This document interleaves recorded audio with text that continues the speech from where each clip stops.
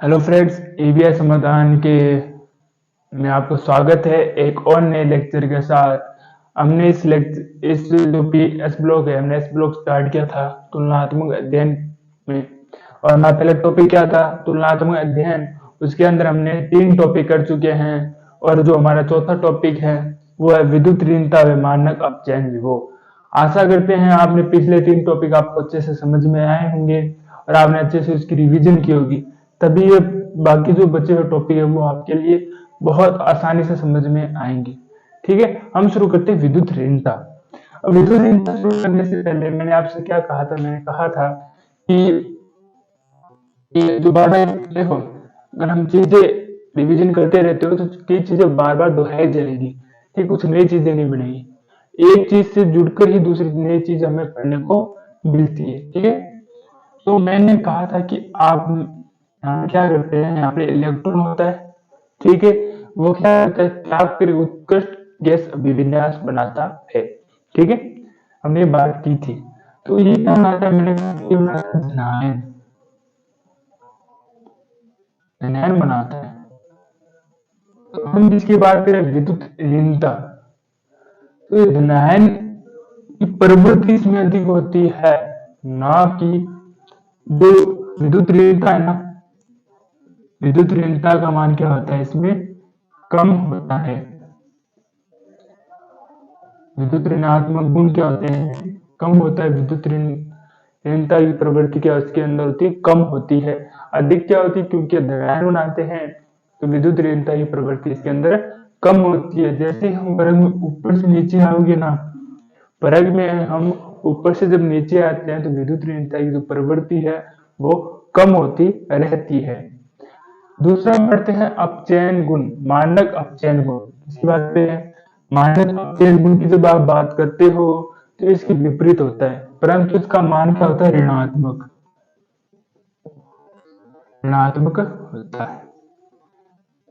ठीक है, अगर मैं बात करूं इसकी, ये जो मेटल है उसके अंदर हम पहला ग्रुप 1 की बात करते हैं तो ये क्या बना लेता है? M+ और इलेक्ट्रॉन एक को त्याग देता है। और ग्रुप 2 की बात करें तो ये बना लेता है M2 और इलेक्ट्रॉन देते हैं, 2 इलेक्ट्रॉन को त्याग देते हैं। ठीक है, और क्या बनाते हैं? मानक अपचयन विभव का मान हमें क्या ऋणात्मक प्राप्त होता है। जो ग्रुप में जैसे हम नीचे जाते जाओगे ना, ऊपर से नीचे, तो उसका मान बढ़ता रहता है। बस इतनी ही बात आपको ध्यान रखनी है। विद्युत ऋणता आपको पता चल गई होती क्या है, क्योंकि इलेक्ट्रोड क्या बनाते हैं? धनायन बनाते हैं। ठीक है, जिसके कारण की विद्युत ऋणता कम होती है। ग्रुप में जो ऊपर से नीचे आओगे तो इसकी मान क्या होता है? इसका लगातार क्या होता है? कम होता रहता है। परंतु विद्युत ऋणता की बात करें जिसका मान क्या होता है? ऋणात्मक होता है, मानक अपचयन विभव की। ठीक है, और जब जब विद्यार्थी ग्रुप ऊपर से नीचे तो इसकी मान बढ़ता रहता है। तो इनके क्रम को देखते हैं। पहले ग्रुप 1 में देख लेते हैं। हेलिना की रब से रियान, यानी क्या होता है? कम होता रहता है। ग्रेटर देन चिन्ह लगातार क्या होता है? कम होता रहता है। किसमें? ग्रुप 1 की बात करूँ, एक इसकी विद्युत ऋणात्मक। और अब चेन की बात करें तो इसके विपरीत होगा। ये विपरीत कैसे?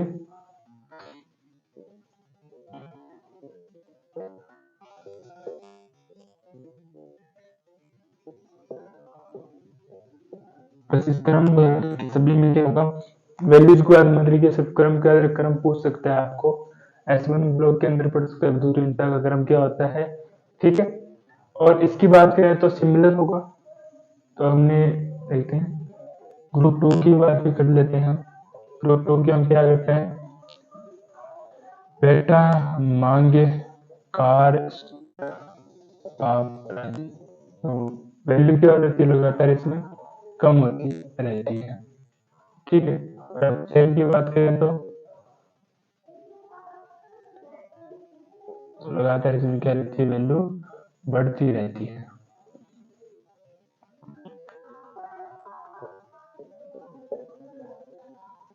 ठीक है, एवोल्यूशन लीजिए इसको। मैंने क्या किया, विद्युत क्योंकि धनायन बनाते हैं, विभेदता हमारे इसमें कम होता है, जो ऊपर से नीचे आने पर लगातार क्या होता है, इसका मान कम होता रहता है। अब चयन इसकी विपरीत होता है, जो ऋणात्मक गुण को दर्शाता है, आपको ऊपर से नीचे आते हैं तो लगातार उसका मान बढ़ता रहता है। चयन वर्ग 2 में भी इसी प्रकार से होता है। इसको नोट डाउन कीजिए। आगे हम अपना 5वां टॉपिक घनत्व गणना और क्वथनांक के बारे में चर्चा करेंगे।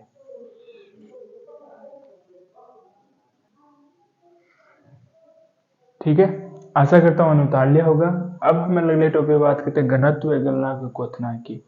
मैंने आपको इसमें घनत्व गणनांक को जब हमने टॉपिक स्टार्ट किया था इस ब्लॉक में, वहां पर आपको अच्छे समझा दिया था घनत्व वास्तविक हम पढ़ते क्या होता है। ठीक है, फिर से वही जो हमारा बेसिक है, ये नाभिक है, नाभिक की क्या चारों ओर क्या है, कक्ष है, जिसमें इलेक्ट्रॉन क्या कर रहे हैं, उसके ओर चारों ओर चक्रण कर रहे हैं। इलेक्ट्रॉन क्या कर रहे हैं, उसके ओर चारों ओर चक्रण कर रहे हैं। ठीक है, और घनत्व की अगर बात करूं, जब जितने जितने ना इसके अंदर कक्षक बढ़ते जाएंगे, क्या होंगे, कक्षक बढ़ते जाएंगे और इलेक्ट्रॉन की इसमें वृद्धि होगी, इलेक्ट्रॉन में क्या होगी, इसमें वृद्धि होगी, तो क्या होगा, घनत्व की वैल्यू इसमें बढ़ती जाएगी, घनत्व बढ़ता जाएगा। समझे, मैंने वो वापस एक उदाहरण था, तो मैंने कहा कि क्षेत्र के अंदर अगर बात करूं, एक ये कोई क्षेत्र है, इसके अंदर इलेक्ट्रॉनों की संख्या क्या है, 15 है, और यहाँ पर इलेक्ट्रॉन की संख्या सिर्फ 2 ही है, तो घनत्व अधिक किसका होगा, इसका होगा। मतलब कि क्षेत्र के अंदर उनके मध्य क्या होती है, जो वायु जो स्थान बहुत कम है, और यहाँ पर क्या 2 इलेक्ट्रॉन है, तो उनके मध्य स्थान बहुत अधिक है। घनत्व हमारा सिर्फ इस पर डिपेंड करता है कि वो क्या है, कि जैसे से इलेक्ट्रॉन की संख्या से ग्रुप में ऊपर से नीचे आओगे ना, घनत्व बढ़ता जाएगा। घनत्व क्या होता है, बढ़ता, लगातार आप देखोगे इलेक्ट्रॉन की संख्या वहां पर बढ़ती जाएगी। ठीक है, और हम थोड़ा बात करते हैं हल्के होते हैं। मैंने आपको उदाहरण दिया था कि हम 50 किलो की वो बोरी लेते हैं, उसके अंदर आप क्या कर दीजिए, एक तो रुई भर दीजिए। ठीक है, एक हम क्या कुछ भी भारी पदार्थ जैसे कनक भर देते हैं, या थोड़ा रेत भर देते हैं, मृदा भर देते हैं, तब उसके बारे में आपको वृद्धि देखने को मिलती है। उसी प्रकार से जो घनत्व है, अगर इलेक्ट्रॉन उसके अंदर अधिक है, तो उसमें आप क्या होते हैं, वो भारी हो जाते हैं, ऊपर वाले क्या होते हैं, हल्के रहते हैं। तो दो देखिए, जैसे हम ग्रुप में ऊपर से नीचे आओगे ना, तो घनत्व का मान क्या होगा, उसमें बढ़ता जाएगा, और जो घनत्व है, जो तत्व है ना परमाणु, वो क्या उनके जो बाहर है, वो भी क्या होता है, लगातार बढ़ता जाएगा। बाहर आपने नहीं दिया गया है इसके अंदर, बस आप समझ लीजिएगा, जैसे नीचे से नीचे आओगे, घनत्व और बाहर दोनों लगभग बराबर होते हैं। अगर कहीं लिख रहा है घनत्व वृद्धि हो रहा है, तो वहां पर बाहर भी 100% क्या होगा, उसमें वृद्धि ही होगी। ठीक है, फिर हम बात करते हैं गणनांक व क्वथनांक की। गणनांक क्वथनांक जो नाभिकीय आकर्षण बल, जो नाभिक है ना, बाह्यतम कोश है, बाह्यतम कोश पे जो इलेक्ट्रॉन है जिस पर बल लगा रहा होता है, वो क्या होता है, नाभिकीय आकर्षण बल होता है। मैंने कहा था कि जब कोश बहुत पास होगा, बाह्यतम कोश नाभिक, तो उसमें नाभिकीय आकर्षण बल उसमें क्या लगाएगा, वो अधिक लगाता है। ठीक है, जिससे उसका आकार छोटा हो जाता है। परंतु जब तक लगातार इसमें कोशों की संख्या बढ़ती जाती है, तो क्या हो गया, ये नाभिकीय आकर्षण बल का मान क्या होता है, नीचे कम होता जाता है। ठीक है, इसी कारण से ये क्या, उसमें दुर्बल क्या लगाता है, दुर्बल नाभिकीय आकर्षण बल लगाता है। क्योंकि जो नाभिक है ना, नाभिक वो क्या करता है, इसमें जो बाह्यतम इलेक्ट्रॉन है उस पर क्या होता है कि नाभिकीय आकर्षण बल उस पर कम लगाता है। कम लगाने के कारण इसके मध्य दुर्बल नाभिकीय आकर्षण बल पाया जाता है, जिसके कारण इनके गणनांक व क्वथनांक क्या होते हैं, कम होते हैं। समझ में आ गया, ये मैंने ग्रुप 1 और ग्रुप 2 की दोनों की बात कर रहा हूँ। घनत्व भी क्या होता है, इसके अंदर कम होता है, जिसके कारण वो हल्की होगी, थोड़ी मुलायम होगी। और गणनांक क्वथनांक की बात करता हूँ, तो वो क्या होंगे, इसके अंदर कम होते हैं। कम क्यों है, क्योंकि दुर्बल नाभिकीय आकर्षण बल है, अर्थात कोशों की संख्या इसमें बढ़ती जाती है, जिसके कारण से नाभिक क्या करता है, इन पर जो आकर्षण है वो कम लगा पाता है। समझ में आ गया, दोनों का कारण यही है, गणनांक क्वथनांक और घनत्व का। ठीक है, परंतु अगर मैं वर्ग 1 व 2 की बात करूं, तो वर्ग वन में क्या होता है, आपको एक इलेक्ट्रॉन अधिक देखने को मिलता है। ठीक है, जैसे लिथियम यहाँ पर हमको 3 पर देखने को मिलता है, लिथियम 3 में देखने को मिलता है। वही हम बेरिलियम की बात करें तो वो 4 पर देखने को मिलते हैं आपको। यहाँ पर अगर सोडियम 11 पर देखने को मिलती है तो मैग्नीशियम यहाँ पर आपको 12 पर देखने को मिलता है। मतलब इसमें एक इलेक्ट्रॉन अधिक है। इसी एक इलेक्ट्रॉन के अधिक होने से, मात्र एक इलेक्ट्रॉन के अधिक होने से कारण क्या होगा, जो ग्रुप 2 है ना, जिसको क्षारीय मृदा धातु कहते हैं, उनमें ग्रुप 1 की तुलना में उनका वो थोड़े कठोर होंगे, ठीक है, और थोड़े भारी होंगे। वो गलनांक व अथरांक उनका थोड़ा ज्यादा हो जाता है किसका, ग्रुप 1 की तुलना में। समझ में आ गया ना? उसमें एक इलेक्ट्रॉन अधिक है, उसमें एक इलेक्ट्रॉन के अधिक होने मात्र से ही जो ग्रुप 2 में उससे गलनांक और क्वथनांक वो तो अधिक हो जाते हैं, उसमें घनत्व भी क्या होता है, अधिक हो जाता है। वो थोड़े कठोर हो जाएंगे और वो क्या हो जाएंगे, थोड़े भारी हो जाएंगे। ठीक है, अब हम बात करते हैं क्रम की। अब क्या करते हैं, घनत्व। ठीक है, हम क्या कहते हैं, घनत्व, घनत्व का क्रम किसमें, ग्रुप 1। ठीक है, घनत्व मैंने क्या कहा है, जैसे जैसे आप नीचे जाओगे घनत्व मान क्या होता जाता है, बढ़ता जाता है। ठीक है, तो ठीक है, हम बात करते हैं इनके क्रम की। पहले तो हम बात करते हैं घनत्व का क्रम, घनत्व का क्रम। ठीक है, ग्रुप 1 व ग्रुप 2 के लिए। ठीक है, सिंपल सा कुछ नहीं है, हम सिर्फ याद कर लेंगे, है ली ना की रब से फरियाद। FR नहीं लिखेंगे, ठीक है, क्योंकि रेडियो एक्टिव तत्व है। और अगला हम बात करें तो बेटा मांगे कार स्कूटर बाप राजी। ठीक है, मैंने क्या था, घनत्व ऊपर से नीचे आने पर क्या होता है, बढ़ता जाता है। तो घनत्व क्या होगा, बढ़ता जाता है। ओके, अगले बात करें हम तो गलनांक की बात करते हैं। ये हो गया ग्रुप 1 व ग्रुप 2। ठीक है,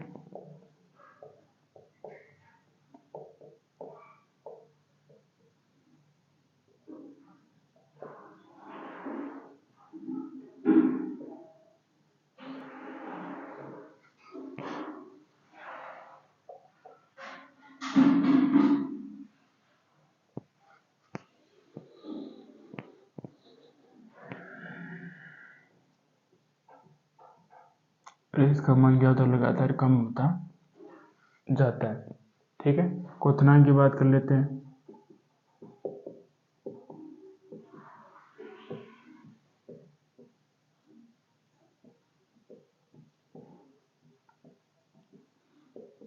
सिमिलर होगा, इसके समान ही होगा। ठीक है,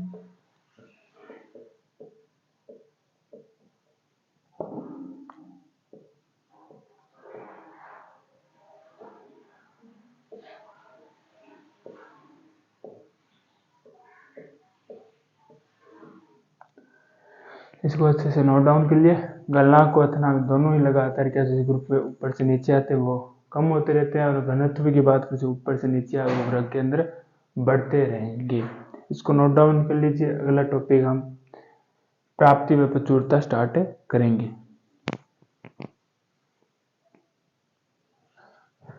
अभी तो प्राप्ति और प्रचुरता की बात करते हैं। प्राप्ति मतलब हमें ये कहाँ से प्राप्त होते हैं, कितने प्राप्त होते हैं, प्रचुरता इनकी मात्रा कितनी है।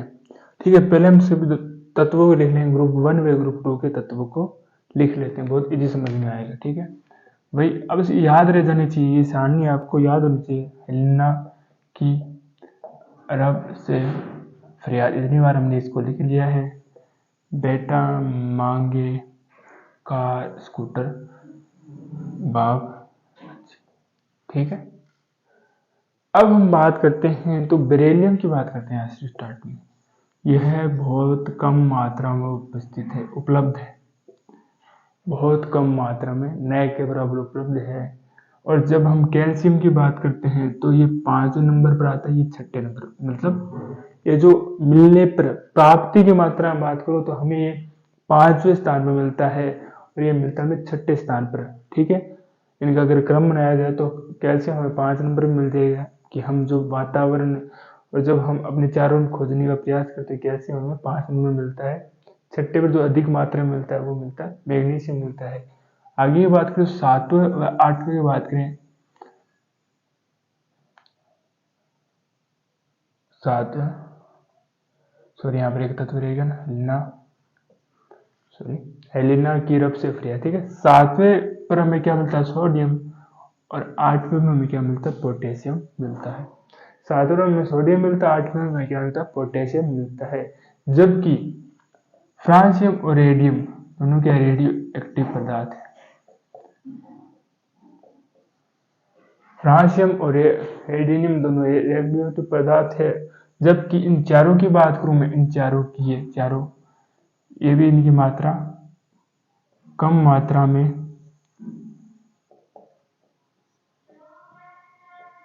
उपलब्ध है, ना के बराबर। समझ में आ गया आपको? वैल्यू से कम मात्रा में मिलता है। प्राप्ति की मात्रा में 5वें नंबर पर आपको कैल्शियम मिलेगा, सबसे ज्यादा तत्व जो खोजे जाते हैं। 6ठे नंबर पर मैग्नीशियम, 7वें में सोडियम, 8वें में पोटेशियम मिलता है। फ्रांसियम में रेडियो एक्टिव तत्व है, फ्रांसियम और रेडियनियम दोनों क्या है, रेडियो एक्टिव तत्व है। जबकि इन चारों की बात करें तो ये क्या होते हैं, इनकी हमें अभी तक ये ज्ञात नहीं है। हम मात्रा में प्राप्ति बात करें तो न्याय के बराबर मिलते हैं। ठीक है, अब क्या होगा कि हम इनसे रिलेटेड कुछ हम क्या पढ़ेंगे, यौगिक पढ़ेंगे जिनको आप एग्जाम के अंदर आ सकता है। उनका फॉर्मूला आपको याद करना, सूत्र इनको याद करना होगा। तो इतना आप क्या कर लीजिए, एक बार नोट डाउन कर लीजिए।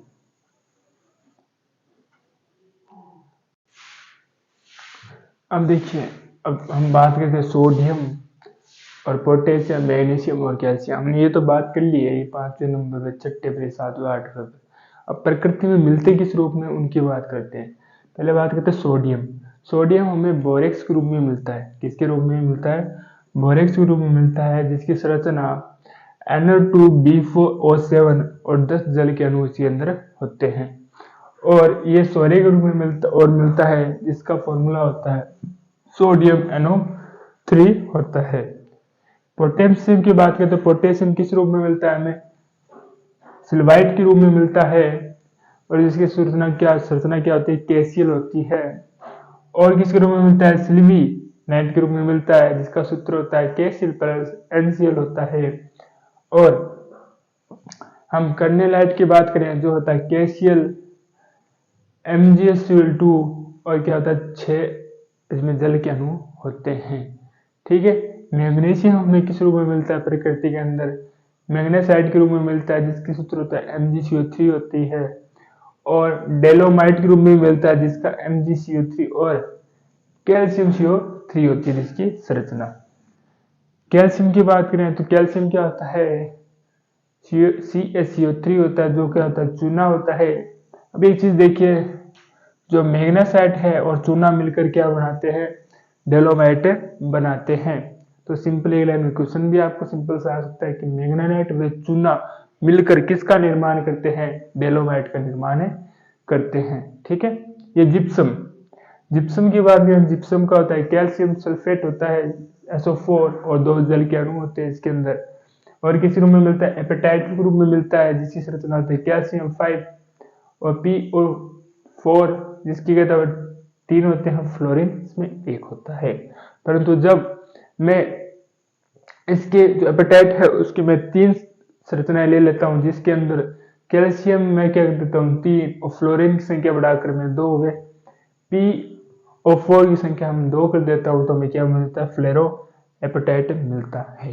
ठीक है, इनको आपको अच्छे से याद करने होंगे।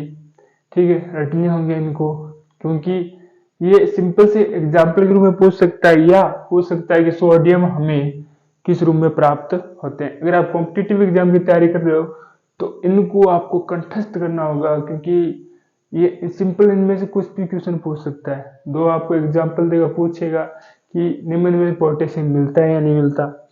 ठीक है, सीधे नाम देगा, संरचना बहुत कम है, ये नाम दे सकता है आपको। ठीक है, या पूछ लिया सिल्वनाइट की संरचना क्या होती है, कैसियल होती है। ठीक है, ये देखिए ये बहुत इजी है सारे, क्योंकि इसमें सिर्फ कैसियल है।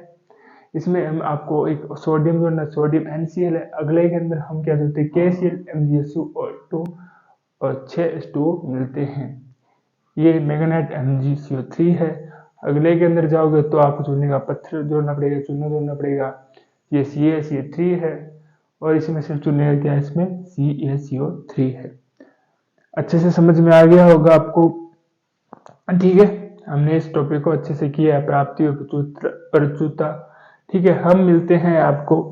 मैं फिर से आपसे कहूंगा कि लगातार किया कीजिए, इनका रिवीजन कीजिए।